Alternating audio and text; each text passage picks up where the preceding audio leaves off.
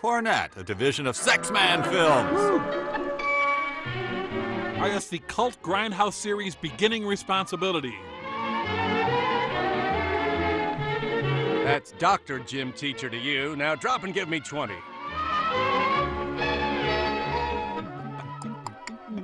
Let us go home. Just before lunch one day, a puppet show was put on at school. It was called Mr. Bungle Goes to Lunch. By August Wilson. It was fun to watch. Then again, we eat paste. In the puppet show, Mr. Bungle came to the boys' room on his way to lunch. He looked at his hands. He wept. His hands were dirty, and his hair was messy. And his breath reeked of sterno. Mr. Bungle didn't stop to wash his hands or comb his hair. He went right to lunch. Still, he was the cleanest person in the Taco Bell. Then, instead of getting into line at the lunchroom, Mr. Bungle pushed everyone aside and went right to the front. As the biggest, it was his right. Even though this made the children laugh, no one thought that was a fair thing to do. Except for Timmy the idiot, who didn't know what fair meant. Then, in the lunchroom, Mr. Bungle was so clumsy and impolite that he knocked over everything, and no one wanted to sit next to him. So they ate off the floor. When he finally knocked his own tray off the table, that was the end of the puppet show. Except for 3 encores. The children knew that even though Mr. Bungle was funny to watch, he wouldn't be much fun to eat with. Phil knew that a Mr. Bungle wouldn't have many friends. He wouldn't want to be like Mr. Bungle. Mrs. Bungle, on the other hand. Later, Miss Brown said it was time for the children who ate in the cafeteria to go to lunch. She hoped there weren't any Mr. Bungles in this room. The children found this strange because Mrs. Brown so desperately needed any man she could get. Phil stopped to return a book to Miss Brown while his friends went on to the lunchroom. He would have to catch up with them later. Phil liked all the books in the Elders of Zion series. On his way to catch up with his friends, Phil almost walked past the boys' room, but he stopped and thought. Were his hands clean? No, they were a little dirty. Phil remembered that Mr. Bungle didn't wash his hands. But Phil was in a hurry. Mr. Bungle's hair was messy, too. Phil didn't want to be like Mr. Bungle. He decided to shave his head and cut off his hands. Inside the boys' room, Phil was surprised to see some of his friends washing their hands, too. Jenny? Phil washed his hands well, with lots of soap. Then he decided to take some more soap home for his entire 10-person family. Then he rinsed the soap off. Even though Mr. Bungle didn't specifically address that, Phil felt it was implied. Phil dried his hands well, too. When he was finished, he threw the paper towel in the basket where it belonged. And then he made sure that his hair looked neat. He was embarrassed how long and unkempt it had gotten. Now, Phil and his friends were ready for lunch. Just in time for class to begin again. Boys will repress all their instincts to be boys. There was a line of children waiting to get into the lunchroom when Phil got there. He saw some boys he knew at the front of the line. So he did his Miss America Wait for impression. him to go up to the front with them.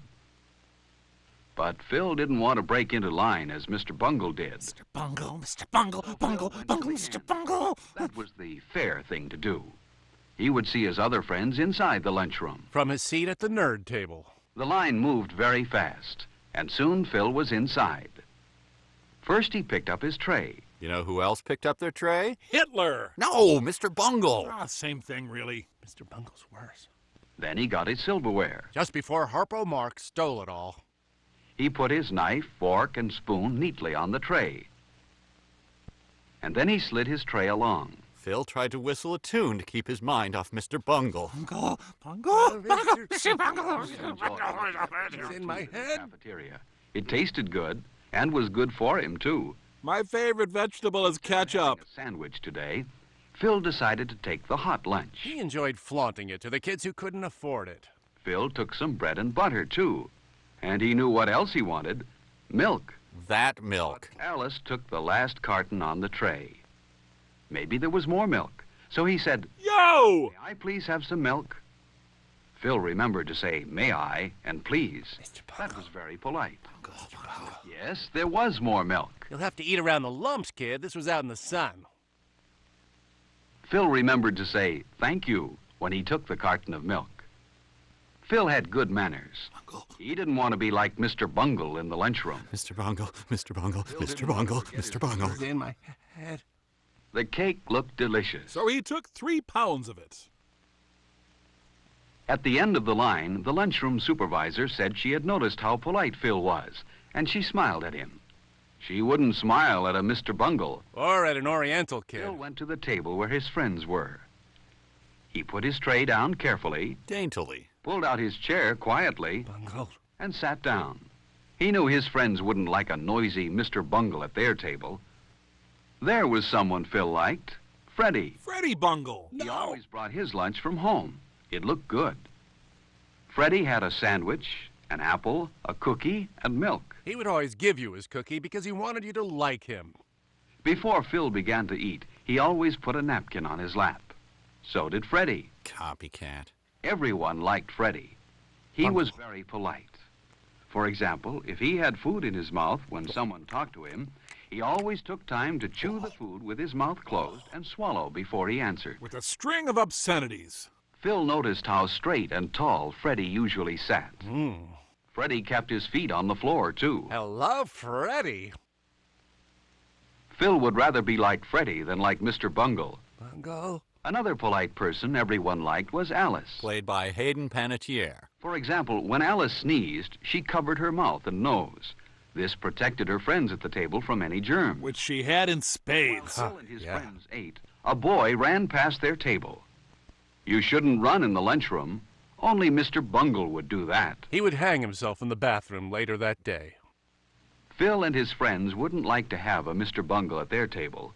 Then lunchtime wouldn't be as much fun as it is. We are having fun. Phil Woohoo. ate slowly and enjoyed his lunch. Finally, he had eaten everything except his dessert. He ate Freddie? He saved his cake for last. Only a Mr. Bungle would eat his dessert Bungle. before he'd finished the rest of his lunch. And Phil wasn't a Mr. Bungle.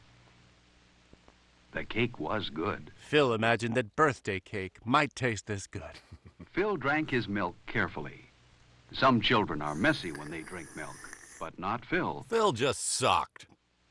As each of Phil's friends finished, they didn't leave the table, but waited for all the others to finish eating too. Hovering like vultures. Phil was the last one done. He wiped his mouth and hands carefully with his napkin. Then he cleaned the table where he sat. He didn't want to leave his place at the table dirty. He feared the consequences. Everyone at the table cleaned his own place well. But look at that table. It was left very messy. It's practically a biohazard. Phil thought a Mr. Bungle must have sat there. Or the poor children who lived at the Y. But Phil didn't want to be like Mr. Bungle. No. So he put his chair neatly into place. Catastrophe averted. And his table looked fine. Not a piece of paper or scrap of food was left on it. Freddie had licked it clean. No Mr. Bungle sat here. At least so they thought.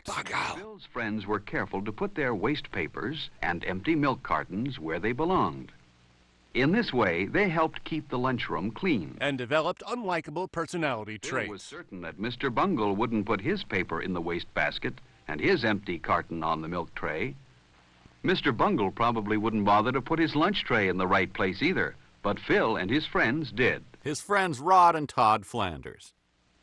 Lunch was good today. And then Miss Brown told Phil and his friends how proud she was of them. They had left their table the neatest in the lunchroom. No one here was a Mr. Bungle, and no one wanted to be. No one who mattered anyway. Are you like Mr. Bungle? Mr. Who? Mr. Bungle is a shame because he spoils lunchtime. He's quite pleasant at dinner. Don't I've be heard like that. Mr. Bungle. Have good lunchtime manners, and lunch will be more fun for everyone. Phil became an accountant and was only invited to co-workers' parties after he found out about them accidentally. Freddie broke his leg as Dennis the Menace's stunt double. Alice can be seen in the Cornet production Cooking to Please Your Man. And Senator Bungle's doing all right for himself. Riff Tracks, from the team that brought you Mystery Science Theater 3000. For more, visit rifftracks.com.